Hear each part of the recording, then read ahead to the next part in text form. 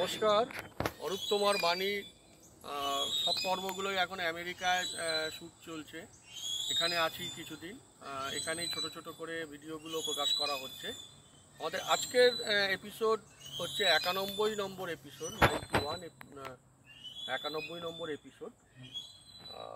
এটাও সমস্ত রকম প্রশ্ন একসাথে মেলানো মেশানো থাকছে, সিঙ্গেল ওয়ান লাইনার কোশ্চেন। আমেরিকার সব থেকে বড় শহর কোনটি? আমেরিকা যুক্তরাষ্ট্র, ইউনাইটেড স্টেটস অফ আমেরিকার সব থেকে বড় শহর কোনটি? এটার উত্তর হচ্ছে নিউ ইয়র্ক সিটি। 2 নম্বর, গ্রেট ব্রিটেনের কাছ থেকে আমেরিকা যুক্তরাষ্ট্র যে ডিক্লারেশন ফর ইন্ডিপেন্ডেন্স করেছিল, সেটা কত তারিখে, কোন সালের কত তারিখে এই ডিক্লারেশন অফ ফর ইন্ডিপেন্ডেন্স এটা হয়েছিল? এটা হচ্ছে 1776-এর 4 জুলাই। 3 নম্বর, এরিয়া ওয়াইজ মানে গোটা পৃথিবীর মধ্যে এরিয়া ওয়াইজ ইউএসএর পজিশনটা কি?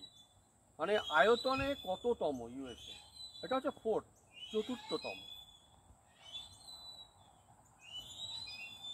4 নম্বর, এরিয়া ওয়াইজ ইউনাইটেড স্টেটসের সব থেকে ছোট রাজ্য কোনটি? 50টা যে রাজ্য আছে তার মধ্যে সব থেকে ছোট রাজ্য কোনটি? এটা হচ্ছে রোড আইল্যান্ড। 4টে প্রশ্ন ইউএসএ নিয়েছিল, আর বাদ বাকি 2টো প্রশ্ন অন্য জায়গা থেকে থাকছে। যেমন কোন বিশ্ববিখ্যাত কোম্পানির, 5 নম্বর প্রশ্ন, কোন বিশ্ববিখ্যাত কোম্পানির আগের নামটা ছিল বাইবেল রিবন কোম্পানি?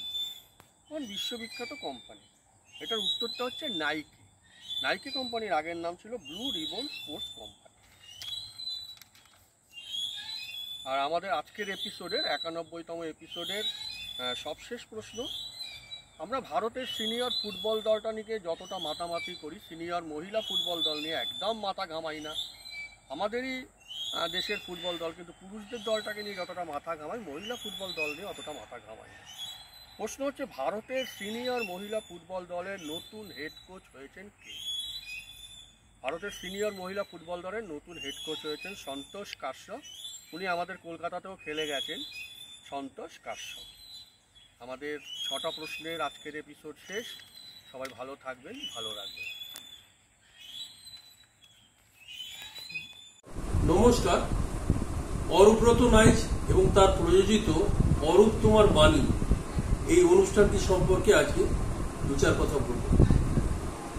অরূপব্রত নাইচ এই নামটা মাথায় এলেই প্রথমেই মনে পড়ে একজন সংস্কৃতিবান, সুষ্ঠু রুচিবোধ সম্পন্ন, নিকাত কুইজপ্রেমী মানুষের কথা। অরূপদার সুদীর্ঘ সময় ধরে কুইজের প্রতি অকৃত্রিম ভালোবাসা আমাকে ভীষণভাবে আকৃষ্ট করে।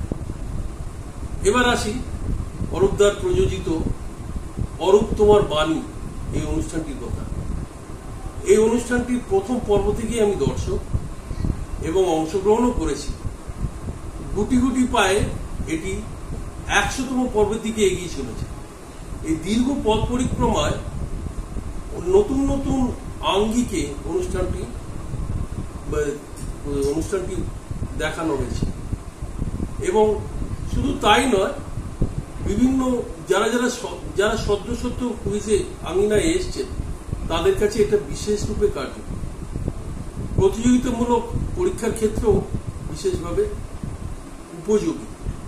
বিভিন্ন শুটিং, আউটডোর শুটিং হয়েছে বিভিন্ন পর্ব। তবে একটা ঘাটতির কথা আমার মনে হয় যে এই অনুষ্ঠানটিতে কোনো ভিজুয়াল রাউন্ড থাকে না। আর আশা করব পরবর্তীকালে এই রাউন্ডটা সংযোজিত হবে। আগামী 100তম পর্বের জন্য আমার আন্তরিক শুভেচ্ছা এবং অভিনন্দন রইল। আমি আশা করব আরো বহু বছর ধরে এই অনুষ্ঠানটা আমাদের সমৃদ্ধ করবে। ধন্যবাদ।